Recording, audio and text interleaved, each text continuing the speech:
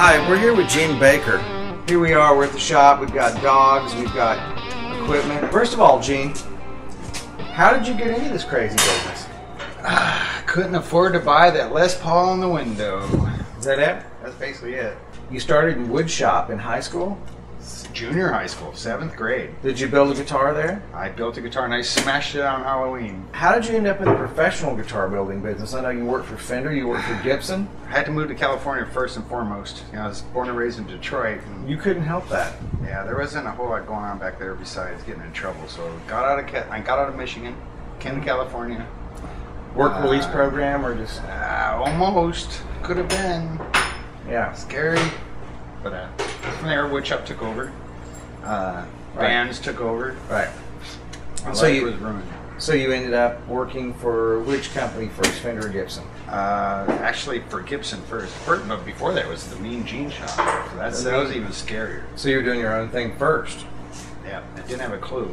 Were the guitars called Baker at that time or no? Mean Gene. They were called Mean Gene guitars? Official. They're dubbed in Alabama, actually. Huntsville, Alabama. After that, you got the gig at Gibson based on your Mean Gene experience? Yep. Me and Roger Giffen, my first mentor in life. So how was Gibson? Was that a fun job? Did you learn? Oh, man, I learned so much from Roger because we were a custom shop. We were also a repair shop. So we worked on anything. It didn't have to be a Gibson. It could be a Rickenbacker or a Martin. So then there was a thing at Fender. There were so many cool people there. And you learned things. I learned so many things. Yeah. From who? Who did you work with that you liked?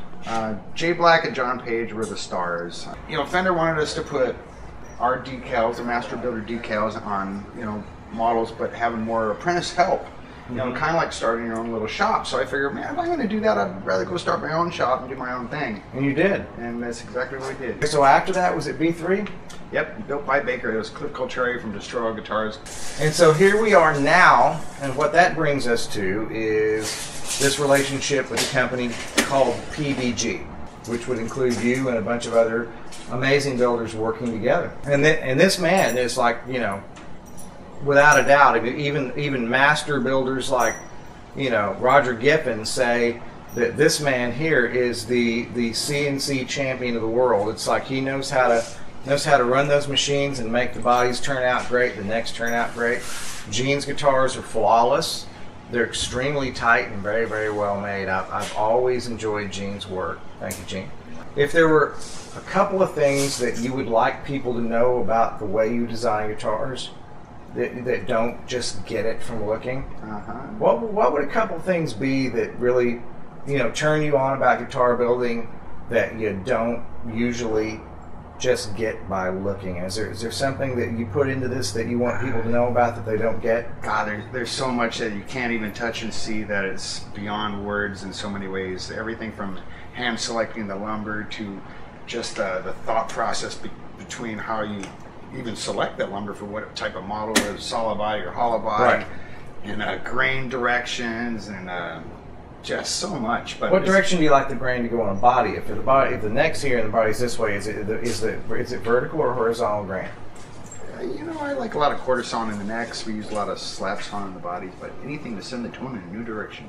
A lot of people out there, guys, girls, they don't realize that these builders go to such great lengths to try to find the right wood for every guitar.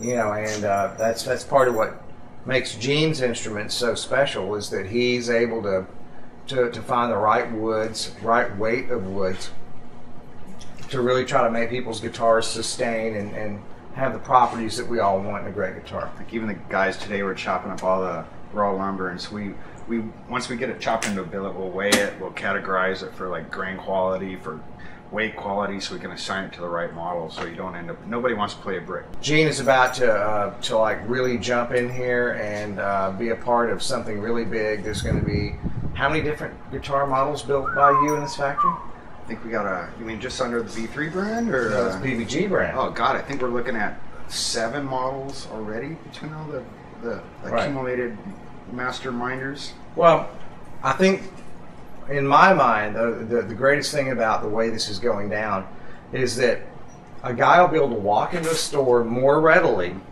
pick up a B3 that he might not have seen in the store before. Yeah. If you had to name one thing that is the biggest turn on for you about making guitars, what would that be? Oh, I get a plan.